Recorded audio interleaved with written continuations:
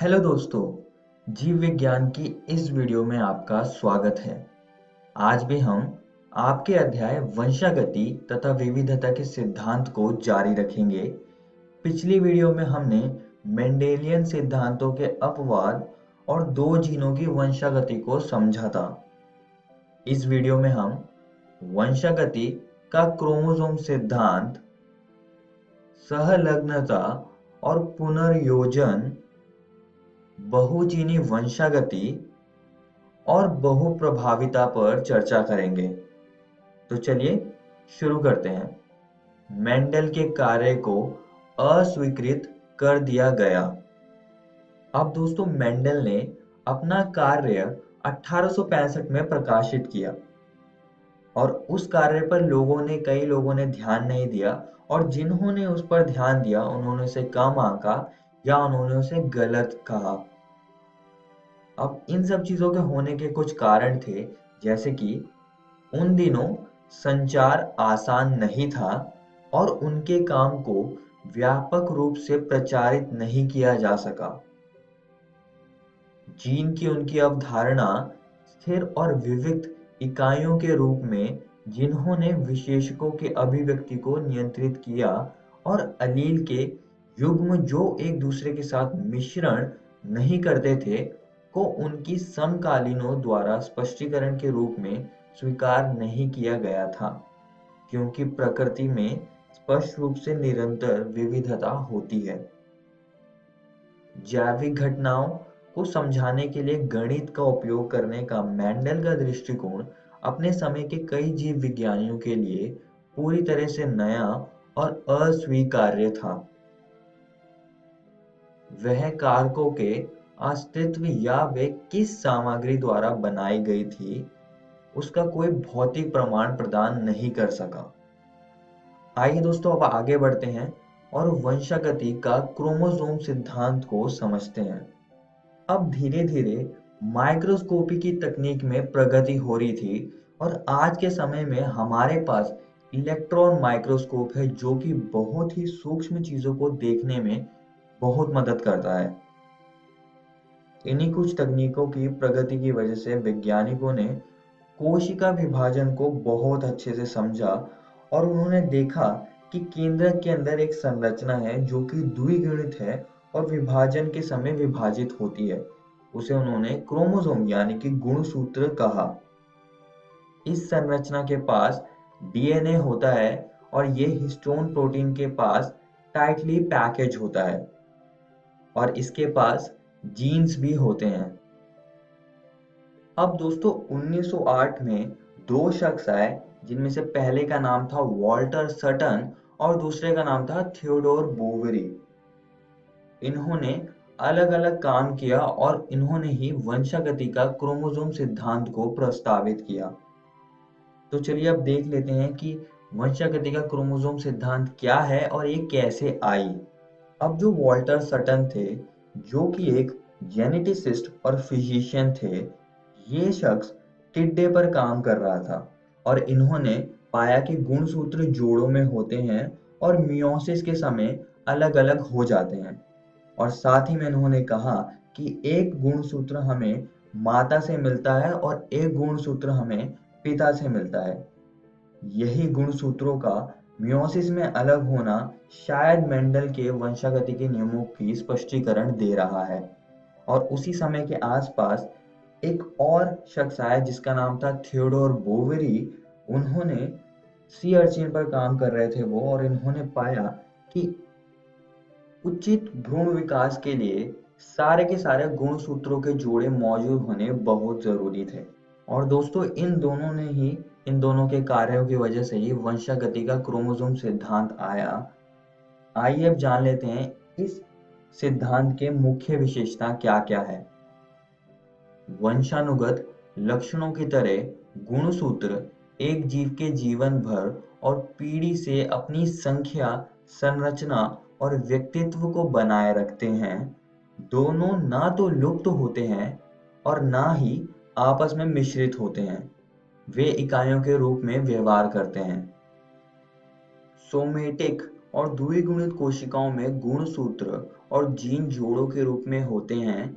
एक जीन जोड़ी के दो अलील समरूप यानी कि होमोलोगस गुणसूत्रों के समरूप साइट पर स्थित हैं। दोनों गुणसूत्रों के साथ साथ जीन युग्मक के निर्माण के समय अलग हो जाते हैं, जैसे कि प्रत्येक जोड़े में से केवल एक ही युग्मक में संचरित होता है। एक युग्मक में एक प्रकार का केवल एक गुणसूत्र होता है और एक विशेषक के दो अलील में से केवल एक होता है। निषेचन के दौरान दोनों गुणसूत्रों के साथ साथ मेंडेलियन फैक्टर्स की जोड़ी की स्थिति रिस्टोर हो जाती है। इन्हीं सब बातों से ऐसा लगता है कि वंशागति का क्रोमोसोम सिद्धांत मेंडेलियन सिद्धांतों का समर्थन कर रहा है। मगर वंशागति का क्रोमोसोम सिद्धांत सही है या गलत है, ये किसने बताया? तो फिर बाद में एक और शख्स आया जिसका नाम था थॉमस हंट मॉर्गन। ये एक वैज्ञानिक थे जिन्होंने एक मक्खी पर काम किया जिसका नाम था ड्रोसोफिला मेलानोगेस्टर, और इन्होंने बताया कि वंशागति का क्रोमोसोम सिद्धांत एकदम सही है। आइए अब आगे बढ़ते हैं और सहलग्नता और पुनर्योजन को समझते हैं। अब यहाँ पर दो शब्द है, सहलग्नता और पुनर्योजन, तो हम इनको एक एक करके समझेंगे। सबसे पहले सहलग्नता यानी कि लिंकेज को हम समझ लेते हैं। इसको समझने के लिए जरा यहाँ देखिए, यह एक जोड़ा है क्रोमोसोम का और मान लीजिए यहाँ पर जीन ए है और यहाँ पर जीन बी है। अगर आप जीन ए और जीन बी के बीच की दूरी देखें तो बहुत ही कम है, तो हम कह सकते हैं कि यह अधिक सहलग्नता दिखा रहे हैं। और मान लीजिए कि एक और जीन है जो कि है जीन सी, जो कि यहाँ पर मौजूद है। अब अगर आप जीन ए और जीन सी की बीच की दूरी देखें तो वो बहुत ही ज्यादा है, तो हम कह सकते हैं कि यह कम सहलग्नता दिखा रहे हैं। यही सहलग्नता यानी कि लिंकेज है, जो कि दो जीनों का भौतिक संयोग या जुड़ा होना दिखाता है। आइए दोस्तों पुनर्योजन को समझ लेते हैं, जिसे हम अंग्रेजी में रिकॉम्बिनेशन कहते हैं। ये अजनकीय जीन संयोजनों के उत्पादन है। सरल शब्दों में उन संतति का बनना जिनमें कि अजनकीय जीन संयोजन होंगे रिकॉम्बिनेशन या पुनर्योजन कहलाता है। अब दोस्तों हमने मेंडल के एक नियम को समझा था जो कि था स्वतंत्रता अपव्यूहन का नियम, और इसमें उन्होंने कहा था कि जब किसी संकर में लक्षणों के दो जोड़े लिए जाते हैं तो किसी एक जोड़े का लक्षण विसंयोजन दूसरे जोड़े से स्वतंत्र होता है, लेकिन ऐसा हमेशा नहीं होता है। इसको अच्छे से समझने के लिए आप यहाँ देख सकते हैं, यहाँ पर मैंने एक क्रोमोसोम यानी कि गुणसूत्रों को दिखाया हुआ है। यहाँ पर एक जीन है और यहाँ पर एक और जीन है। इन दोनों जीनों के बीच की दूरी ज्यादा है। अगर आप देखें तो हम कह सकते हैं इनमें संलग्नता कम है। तो ऐसे केसेस में हम कह सकते हैं कि जीन का विसंयोजन होगा और ये दूसरे जोड़े से स्वतंत्र होगा, जिससे कि अजनकीय जीन संयोजनों का उत्पादन ज्यादा होगा।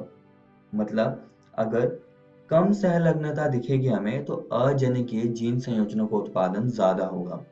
और दूसरी ओर अगर मैंने यहाँ पर एक जीन दिखाया और यहाँ पर एक और जीन मैंने दिखाया तो यह अधिक सहलग्नता दिखा रहे हैं।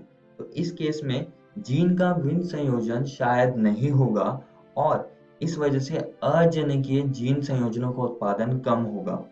तो ये चीज आप सभी को याद रखनी है। आइए दोस्तों अब आगे बढ़ते हैं और मॉर्गन का द्विसंकर क्रॉस को समझते हैं। अब मॉर्गन ने भी द्विसंकर क्रॉस कराया था और ये क्रॉस मेंडल के द्विसंकर क्रॉस के समान था। तो मॉर्गन ने ड्रोसोफिला मक्खी के ऊपर द्विसंकर क्रॉस कराया था। इन्होंने मादा पीले शरीर श्वेत आंखों वाली मक्खी ड्रोसोफिला ली थी और इसका क्रॉस इन्होंने नर भूरे शरीर लाल आंखों वाली मक्खी ड्रोसोफिला से करवाया था। यहाँ पर छोटा y पीले शरीर को दिखा रहा है, छोटा w श्वेत आंखों को दिखा रहा है और ये अप्रभावी विशेषक हैं। दूसरी ओर जो नर है उसमें जो भूरा शरीर है वो छोटा y प्लस दिखा रहा है और लाल आंखें छोटा w प्लस दिखा रहा है। जो यहाँ पर नर है, भूरे शरीर, लाल आंखों वाली मक्खी, ये वन्य प्रकार है, यानी कि ये आमतौर पर हमको मिलती है, ये म्यूटेंट टाइप नहीं है। तो आइए अब इनका क्रॉस देख लेते हैं। इन्होंने इसका नाम क्रॉस ए रखा था, और अगर आप दोनों ओर देखें, ये दोनों क्रोमोसोम्स हैं, और अगर आप दोनों ओर देखें तो जीन जो है इनके, उनमें सहलग्नता अधिक है। तो अब देख लेते हैं F2PD में क्या आया है। F2PD में जो मॉर्गन को परिणाम मिला था वो था कि जनकीय प्रकार के संतति थी 98.7% और पुंज संयोगी प्रकार की संतति थी 1.3%। और इससे कहीं ना कहीं यह पता चल रहा है कि यहाँ पर शायद अधिक सहलग्नता की वजह से जीन विसंयोजित नहीं हुए, जिसकी वजह से पुंज संयोगी प्रकार कम हुआ। और इन्होंने एक और क्रॉस करवाया था जिसका नाम था क्रॉस बी। इन्होंने श्वेत लघुपंख मादा के बीच में कराया था, वन्य प्रकार के साथ इन्होंने क्रॉस कराया था। और इसके बाद जो F2PD मिली उसमें जो जनिकीय प्रकार के संतति थी वो थी 62.8%। पुंज संयोगी प्रकार थे 37.2%। तो कहीं ना कहीं यहाँ पर अगर आप क्रॉस को देखें तो जो जीन है उनके बीच में दूरी ज्यादा दिख रही है हमको। तो इससे हम कह सकते हैं कि इनमें सहलग्नता कम थी, जिस वजह से शायद जीन विसंयोजित हो गए और यहाँ पर रिकॉम्बिनेंट टाइप ज्यादा मिले हमको। और मैं आप सभी को एक और बात बताना चाहता हूँ कि अगर हम द्विसंकर क्रॉस कराते हैं और मेंडल को हम फॉलो करते हैं यहाँ पर, तो हमको क्या रेशियो मिलता है। ये वाला रेशियो मिलता है हमें, फिनोटाइप अनुपात जो मिलता है 9:3:1। लेकिन यहाँ पर मॉर्गन को इस द्विसंकर क्रॉस में थोड़ा सा अलग मिला, तो वो चीज हमको यहाँ पर नहीं मिली। तो कहीं ना कहीं यह पता चल रहा है कि जो मॉर्गन का द्विसंकर क्रॉस था वो मेंडल के स्वतंत्रता अपव्यूहन का नियम को फॉलो नहीं कर रहा था, क्योंकि अगर वो फॉलो कर रहा होता हमको यह अनुपात मिलता। आइए दोस्तों अब आगे बढ़ते हैं और बहुजीनी वंशागति को समझते हैं। जो विशेषक सामान्यतः 3 अथवा अधिक जीनों द्वारा नियंत्रित होते हैं, इन्हें बहुजीनी लक्षण कहते हैं, और यही बहुजीनी वंशागति करते हैं। बहुजीनी विशेषक में फिनोटाइप में प्रत्येक एलील का अपना योगदान होता है, अर्थात प्रत्येक एलील का प्रभाव योजी होता है। इसको सबसे अच्छे समझने के लिए हम एक उदाहरण से इसको समझेंगे, जो कि है ये परिवार। अगर आप इस परिवार में देखें तो जो त्वचा का रंग है वो सबका अलग अलग दिख रहा है। कोई यहाँ पर काला है, कोई सांवला है और कोई यहाँ पर गोरा है। तो ये इसका बहुत अच्छा उदाहरण है। और अगर हम इसको थोड़ा विस्तार से देखें तो मान लीजिए कि बड़ा ए, बड़ा बी, बड़ा सी, ये जो एलील हैं ये मानव में त्वचा रंग को नियंत्रित कर रहे हैं और ये प्रभावी हैं, जो कि गहरा त्वचा रंग का लक्षण दिखा रहे हैं। और दूसरी ओर एलील छोटा ए, छोटा बी, छोटा सी, ये अप्रभावी हैं और ये हल्का त्वचा रंग का लक्षण दिखा रहे हैं। तो अगर किसी व्यक्ति के पास प्रभावी एलील होंगे जैसे कि बड़ा ए, बड़ा बी, बड़ा सी, अगर ये प्रभावी एलील होंगे तो उसका रंग गहरा होगा। और अगर किसी व्यक्ति के पास सारे अप्रभावी एलील हैं जैसे कि यहाँ पर है, तो उसका रंग हल्का होगा। और अगर किसी व्यक्ति के पास ये दोनों ही एलील हैं तो उसका रंग इंटरमीडिएट यानी कि इन दोनों के बीच का कुछ होगा, जैसे कि सांवला यहाँ पे हम कह सकते हैं। आइए दोस्तों आगे बढ़ते हैं और बहुप्रभाविता को समझते हैं। एक एकल जीन अनेक दृश्य प्रारूप यानी कि फिनोटाइप लक्षणों को प्रकट कर सकता है।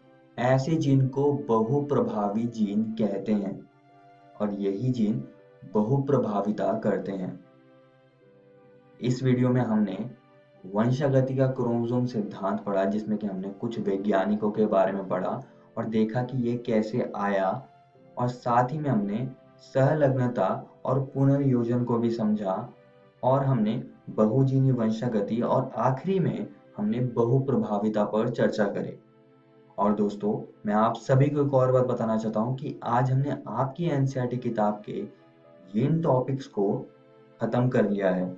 आप इनको जरूर घर से किताब से पढ़कर आइएगा। अगली वीडियो में हम लिंग निर्धारण और उत्परिवर्तन यानी कि म्यूटेशन को समझेंगे। धन्यवाद।